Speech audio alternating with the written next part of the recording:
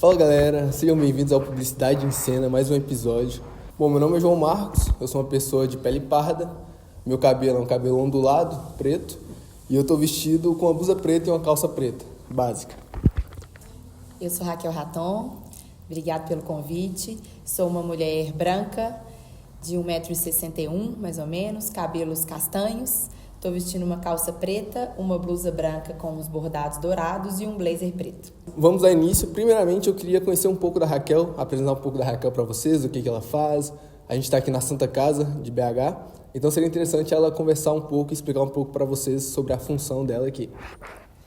Bom, eu hoje estou superintendente de Relações Institucionais da Santa Casa BH, então comigo ficam 7 áreas.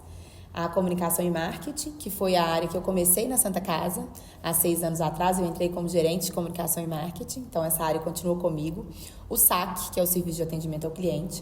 A captação de recursos. O Bazar, que fica aqui do outro lado da rua, que é beneficente, 100%, revertido para o hospital.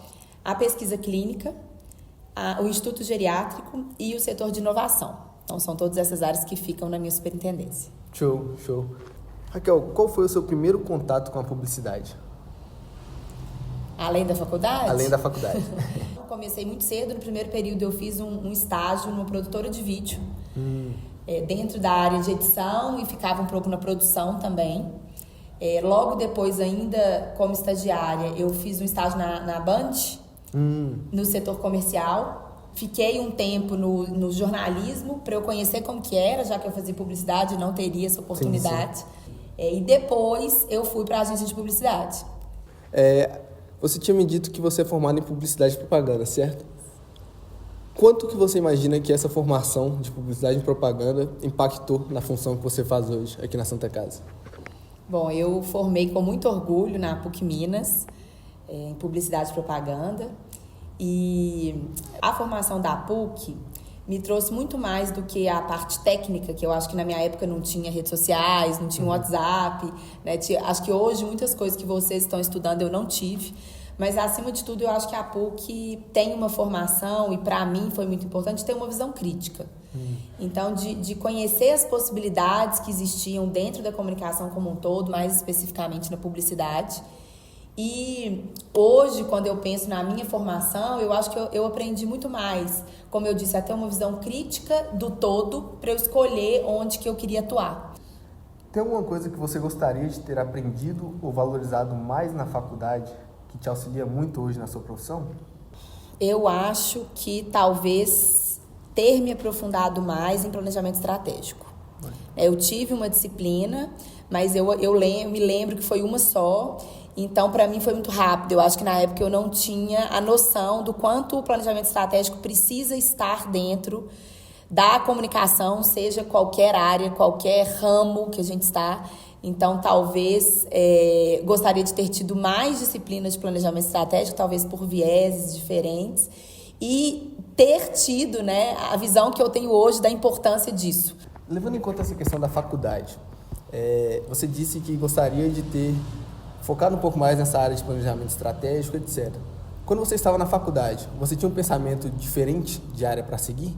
Você tinha algum pensamento de seguir outra área e depois veio para o planejamento estratégico, ou você já se interessou nessa área? Não, na verdade, na faculdade, eu pensava muito em agência de publicidade, que eu acho que a publicidade ela é muito conectada com a agência. Eu acho que uma coisa que falta, que você me perguntou, é trazer, né, levar para a sala de aula profissionais de diversas áreas da comunicação, para que nós, alunos, né, e vocês, alunos, enxerguem as possibilidades. Porque, às vezes, hoje o digital todo mundo quer ser algo digital, né? Na minha época, o digital era mínimo, mal existia.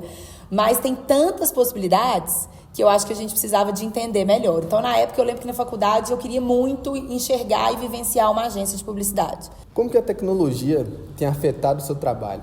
A gente percebe essa crescente aí que a gente está tendo das IAs, e aí, a partir dessa crescente das IAs, da tecnologia, você acredita que elas são uma ferramenta ou ameaça, de certa forma, uma diminuição ali dos cargos na área da publicidade, ou até mesmo uma ameaça, de certa forma, funções parecidas com a sua, ou algo do tipo? Como que você vê essa relação da evolução da tecnologia, principalmente das IAs, no mercado da publicidade? Eu vejo como uma grande ferramenta e uma grande oportunidade. Não tenho a menor dúvida disso.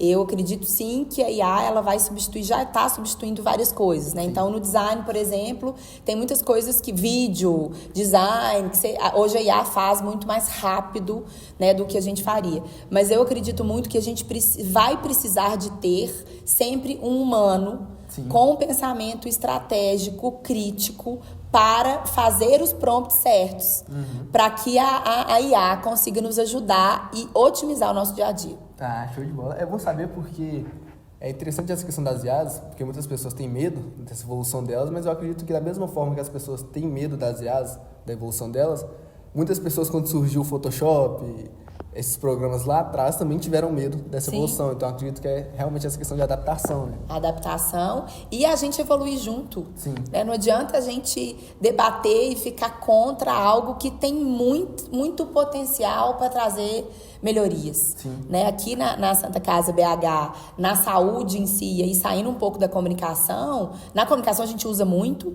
mas fora dela, né, o setor de inovação está comigo também, e a gente usa IA. Assim, a gente tem, vou dar só um exemplo, a gente tem um IA, por exemplo, no que chama No Harm, que está no prontuário da farmácia. Então, ela lê o prontuário e analisa se as doses de remédio estão corretas. Isso a gente teve que contratar mais gente, porque o que ela descobre ali, eu preciso de mais gente para conseguir corrigir. E com isso a gente já economizou mais de 2 milhões de reais. Isso para um hospital filantrópico é muito dinheiro. E já impactou, acredito que a gente deve estar próximo de 100 mil vidas. Então, assim, não tem como você falar que a tecnologia, a IA, ela não vem para agregar. Agora, ela tem que ser bem utilizada. Eu gostaria que você, se você puder, claro, citar algum case de trabalho que você fez, tanto na área publicitária ou aqui na área da Santa Casa. Você acabou de citar, na verdade, esse case da questão das IAs, mas um case que foi importante para você, que você percebeu que tanto agregou muito para o seu conhecimento, tanto você conseguiu aplicar bastante o seu conhecimento que você já tinha nesse case, sabe? Nessa situação. Tá. Vou citar 2 da Santa Casa, tenho vários de outros lugares, mas eu acho que a minha trajetória aqui na Santa Casa me dá muito orgulho, justamente pelos cases. Então, o primeiro, na verdade, são 2 que aconteceram quase na mesma época. Um deles é o case do incêndio. A gente teve um incêndio na Santa Casa em 2022, então é um case de gestão de crise. A gente chama esse case de o gigante ferido, e a gente fez uma gestão de crise focada na comunicação que teve muito sucesso. A gente entendeu que era um momento... Aí por isso que eu tô falando que eles vão quase juntos. A gente estava num processo de reposicionamento de marca na Santa Casa, a gente entendeu que a imagem que as pessoas tinham da Santa Casa não era compatível com a realidade. Então, a gente precisava de mostrar a excelência, a grandiosidade que a Santa Casa tem. Ou seja, levar para fora, né, o que a gente sabia que tinha aqui dentro. E a gente estava trabalhando ainda internamente para lançar esse reposicionamento e veio o incêndio. E nessa hora a gente falou, poxa, a imagem foi por água abaixo. Nós estamos fazendo um trabalho internamente para a gente lançar um reposicionamento, que aí é um reposicionamento muito forte, não é só uma mudança de logomarca, é uma mudança de posicionamento, da maneira como a Santa Casa se expressa mesmo. E vem o incêndio. Então, aquilo que já seria uma crise de imagem, nesse momento, pra gente, foi o dobro, né? Porque como explicar que eu falei, o povo vai achar que tem feed desencapado no CTI do 10º andar. E era o nosso melhor CTI, mais tecnológico, super novo. Então, a gente conseguiu encontrar oportunidades de, já que os holofotes estão na Santa Casa, vamos aproveitar e contar o que a gente faz. Sim. Das histórias que acontecem, da garra das pessoas, do amor das pessoas que estão aqui, pelo que elas fazem. E foi muito percebido no incêndio, porque elas, em vez de correr do fogo, elas correram para o fogo para salvar vidas. E foi muito interessante, porque nesse momento a gente estava discutindo qual que seria o arquétipo da Santa Casa no reposicionamento, e a gente estava indo um pouco para o arquétipo do governante, que é muito do Sírio, do Einstein, né? Que são empresas muito grandes, que ditam ali sobre algum ponto, né? E seria na saúde. E a gente, lendo os arquétipos, no momento do incêndio, a gente falou, não, o arquétipo tem que ser o arquétipo do herói. Porque o que aconteceu aqui no incêndio não tem condição do que essas pessoas fizeram. Sim.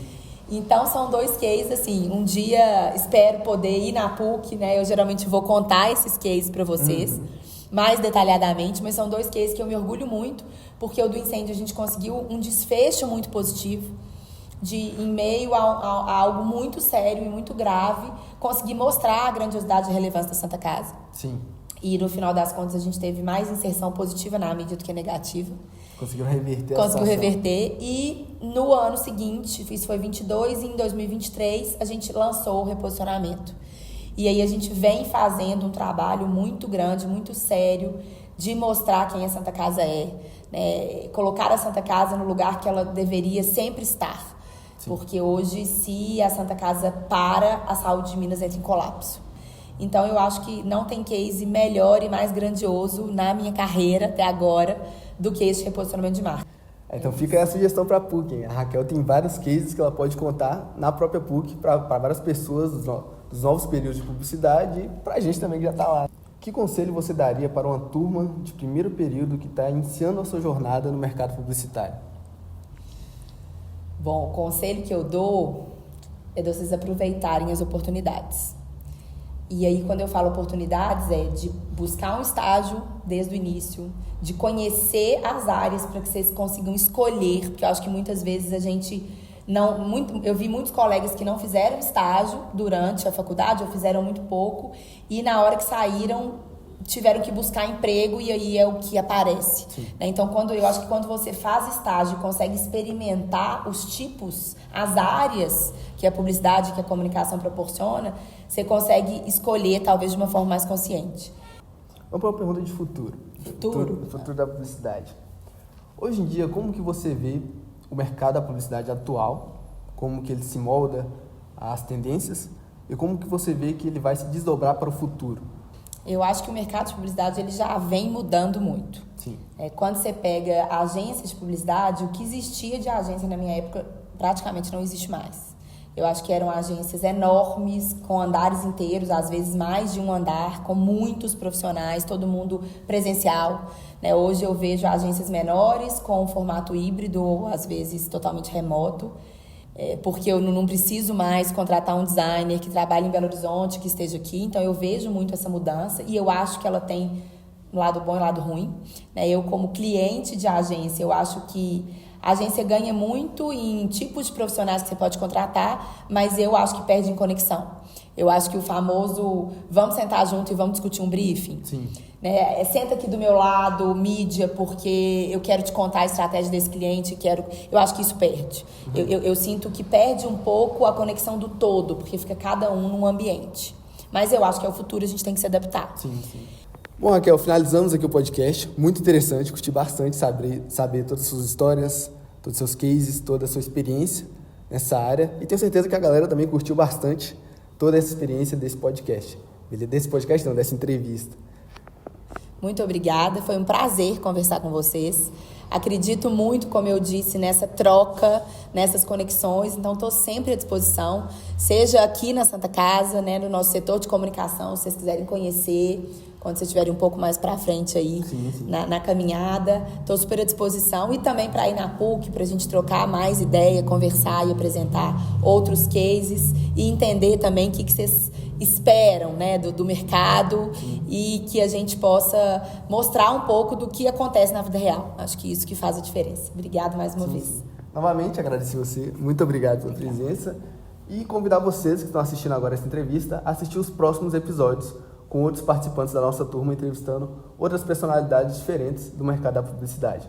Muito obrigado por você que assistiu. E é isso. Vejo você nos próximos episódios.